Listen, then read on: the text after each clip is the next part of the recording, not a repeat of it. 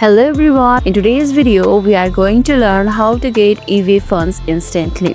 Now let's dive in. First of all, open your eBay app. Make sure that you have already logged into your account. Keep in mind that eBay uses PayPal or its managed payment system for processing payments. If you are using eBay managed payments, once your buyer pays for your item, funds instantly take 1 to 3 business days to arrive in your account. However, you can opt for the instant transfer through your payment process. For PayPal user, you can instantly transfer funds to your linked bank account for a small fee. For that, simply go to the PayPal account, select transfer to the bank and choose instant transfer. Your funds should be available in a minute. Here I didn't show the process because I haven't linked my eBay with PayPal.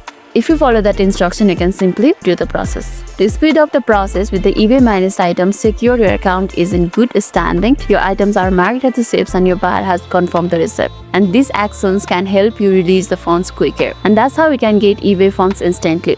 If this video made your day a little bit easier, don't forget to like and subscribe for more amazing tips. Thanks for watching and I'll see you in the next video.